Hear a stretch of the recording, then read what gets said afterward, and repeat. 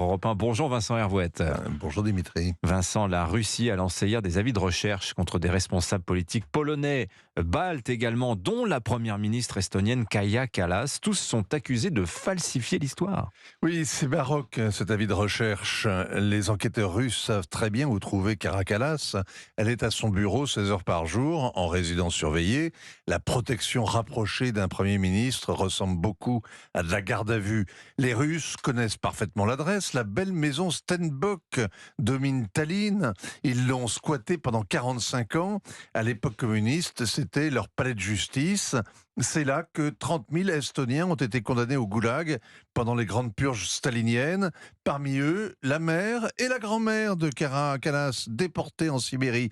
Visiblement, le Kremlin aimerait bien recommencer avec la petite fille. Et pour cause, elle est en Europe depuis 2 ans, la figure de proue du front anti-Poutine. Elle sera dans 6 mois peut-être haut représentant de l'Union pour les affaires étrangères et la politique de sécurité à la place de Joseph Borrell. C'est une cible. Alors Moscou l'accuse d'avoir détruit un monument aux soldats soviétiques. Les crimes contre la mémoire des libérateurs du monde, contre le nazisme et le fascisme doivent être punis et ce n'est que le début, a déclamé hier un porte-parole à Moscou. Ça rappelle la charge contre les nazis ukrainiens il y a 2 ans. On peut hausser les épaules devant cette manipulation.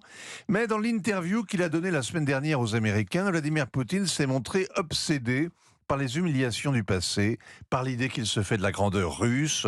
Le ressentiment est puissant contre ceux qui sabotent le récit historique et racontent à la place la triste réalité de la colonisation, des persécutions communistes. Ce sont les mêmes qui ont fait imploser l'Union soviétique le jour où ils se sont libérés, les Baltes. C'est ce qu'incarne Kaja Kallas. À elle, l'histoire a prouvé qu'il fallait se méfier de ses voisins.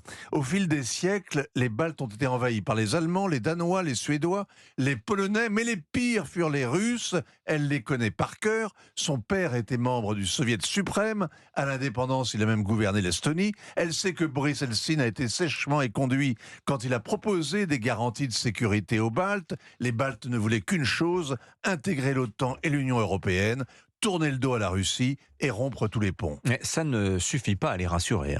Depuis 20 ans, ils dénoncent la menace russe et la naïveté des Occidentaux. Ils ont la joie amère d'avoir eu raison. Le cours de la guerre en Ukraine leur donne maintenant des raisons de douter de l'assurance vie qu'offrent les États-Unis et de la puissance militaire que constitue l'Europe. Selon les experts, il faudrait moins de 2 semaines à l'armée russe pour contrôler les 3 pays baltes. Elle maintient la tension avec des manœuvres aux frontières, des survols, des cyberattaques, la présence d'un petit bataillon de soldats français, canadiens, britanniques participe de la dissuasion, mais est-ce que ce serait suffisant? Poser la question, c'est y répondre. Pour finir, une histoire qui n'est pas falsifiée, celle des civils réfugiés au château de Césis, qui ont préféré se faire exploser plutôt que de se rendre à Ivan le Terrible qui les assiégeait. C'était en Lettonie, il y a 500 ans. L'Europe devrait la méditer et prier pour que l'histoire ne repasse pas les plats. Signature Europe 1, Vincent Hervouette. Merci beaucoup Vincent.